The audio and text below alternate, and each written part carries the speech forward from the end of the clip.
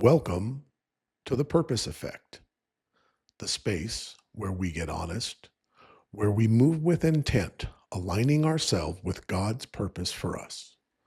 I'm David Rosenfeld, your Wednesday host, with my co host, Alicia Limbo, who comes to you on Mondays, and then you're joined by both of us on Fridays. This week, Alicia had the privilege and honor of having some fantastic guests on, the co-authors of Wait, Did I Say That? Jenny Duncan and Shelley Heisman. It was a great show. I don't normally listen to Alicia's shows before I do my show. It's kind of how we keep them individual. And then when we come together, we can, dive deeper in. But when Alicia has a guest, I want to kind of understand where we are. And I got some great stuff out of this. I have some habits that I need to work on that were pointed out to me as kind of self-fulfilling manifestations of things in my life that I don't want. Um, so let's go where I am here. So one of the things that I've been focusing on, because it's the new year and the beginning of stuff, is that goals, right? And if you've been watching my walks, I talk a lot about goals. And what I want to really focus on the goal thing is not the goal itself. It's what we learn to get to the goal. Okay, so I have this goal of writing a book. In this major goal of having a real publisher give me a real book deal, there's steps, there's short-term, mid-term goals as I move towards this long-term goal of having a book deal. So the immediate goal that I'm working on and accomplishing, and I'm very proud of myself, is taking time to write daily. If you want to, in my mind, if you want to be an author, not just someone who writes, you need to practice. You need to create your writer's soul, your author's heart. I don't know what the proper terminology is, but it's a repetitive process where you learn from what you've already done and it builds on itself, and there's an inertia and all of those things. So in my long-term goal of writing a book, I am practicing daily my shortest term goal of, actually writing. So now I'm practicing long-term goal. It's pretty lofty in today's world for some guy with no education who's just doing a podcast because he's got wonderful people in his life, to think that I can do this, right? But I believe I can. I believe that God has given me a calling to share my message. So in this long-term goal, I was trying to give myself something that I can accomplish along this path. And I found it. I would like to get some of my work published, maybe a short story, maybe something in a journal, some of the associations I work with. I don't know what it is, but some way of being acknowledged that my value as an author is growing. I believe that we all need to have an abundance of things to strive towards. It keeps us on our path. You don't just accidentally get good at something.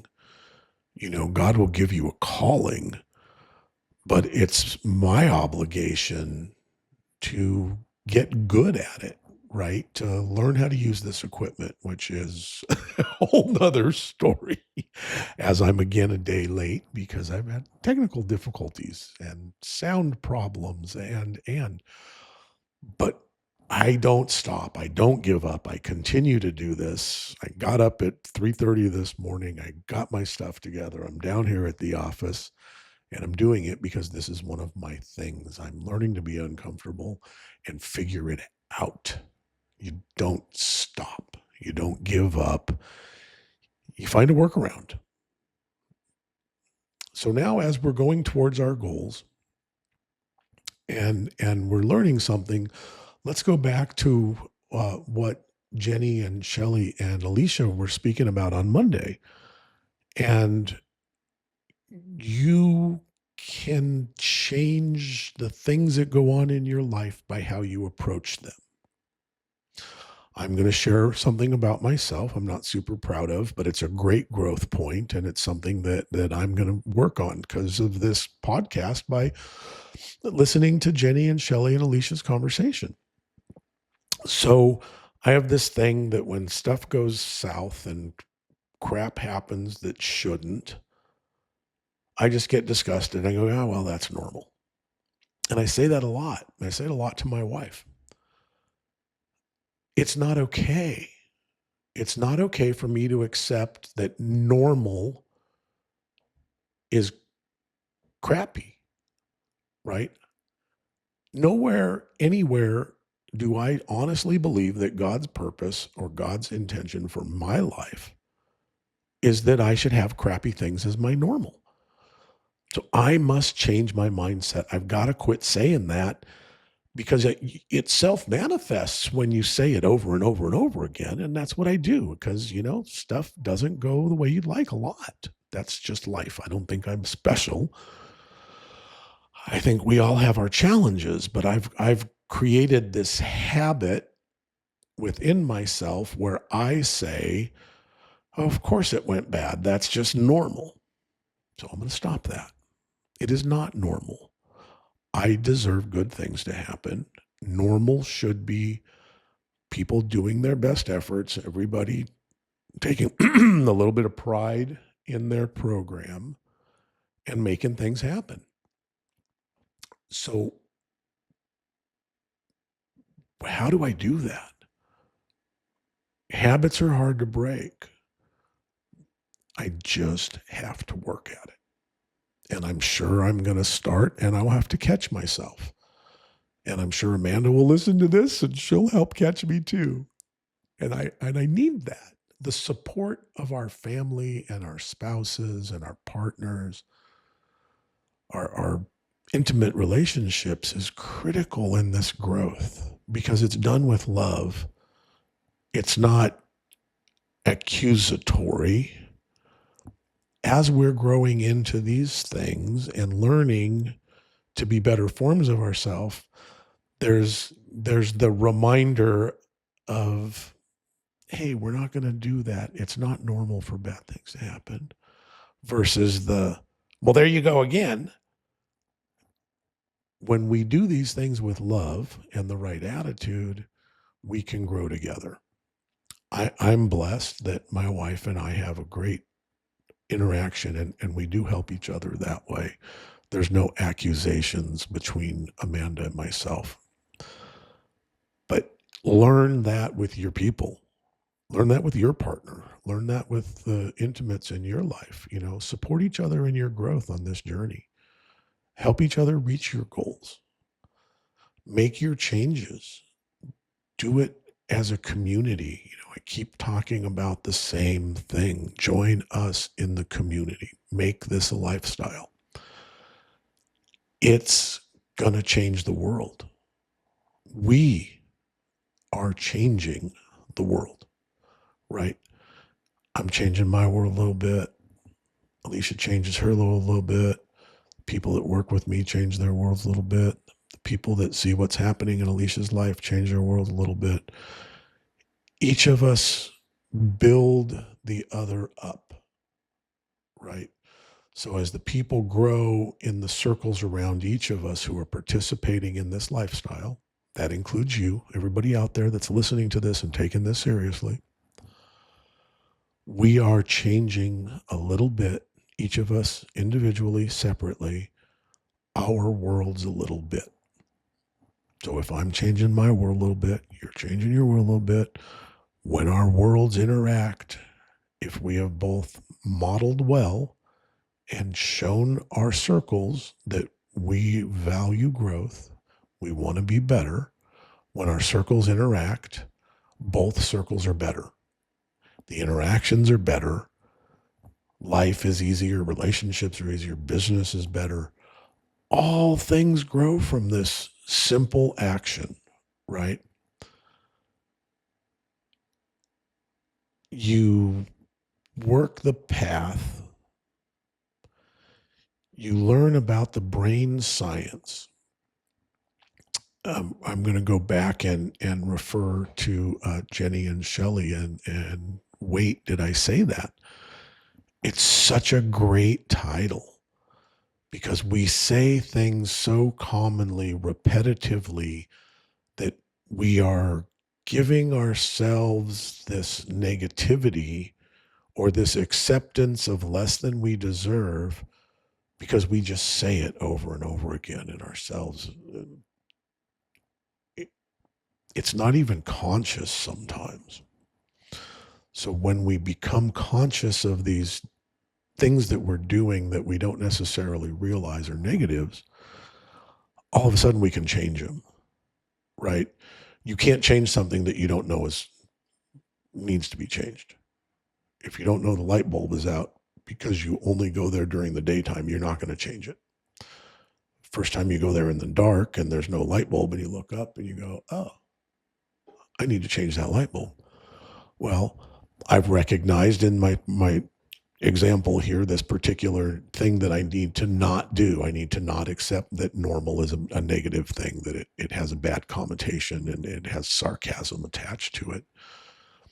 I believe that normal is intended to be a maintainable area of satisfaction that we can rise from. We don't need to live in mediocrity. You don't get a participation trophy in life. You need to inspire yourself for more. It comes from within. So let's go back to where I was talking about goals and where all of that goes. As we are growing in our goals and we're marching the path, you say, wow, I'm out here, I'm writing every day, yay me. And then you step back and we've talked in past podcasts about my emotional stability and my living on the edge and having outbursts and things. So now, because I'm so proud of myself for reaching my goal of writing every day, does that mean it's okay for me to stop working on myself and my emotional well-being and learning not to live on the cliff and saying those negative things over and over again? Why me? How does this happen? What did I do? I didn't do anything. I don't think I'm that special. I don't think that it's why me. I think that stuff happens. It happens to all of us. Right. We don't get to pick and choose situational crap. But what we can choose is how we deal with it. Right. So we can understand our purpose, know that God does not make mistakes. We are not a mistake. None of us are a mistake. No matter what somebody may have told you or how you may feel at any moment, God does not make mistakes. We all have a place. We all have a purpose. So if you're understanding and open to and getting this purpose thing happening, and you're living your life intentionally towards being better at these things that we keep talking about separately and together, where does it go? Right? So now you take this formula that we've created, right? Purpose plus intention, multiplied by perspective. Okay, so if I look at it as my perspective, going back to our example of me accepting bad as normal. So if my perspective is that bad is normal, I'm never going to change it. But if I step out of it and I look at it and I go, that is not normal for me or anybody else, but things happen. Things happen to everybody. God doesn't hate you. It's not your fault. Things happen. I don't know why. I don't know if there's an intent behind it or if there's some randomness to what goes on. I don't know those small details. In the eternity, perhaps I'll get an opportunity to have a conversation and understand those things better. But if you change your perspective, you live with intention, you work on your purpose, you can have results. Life will be better.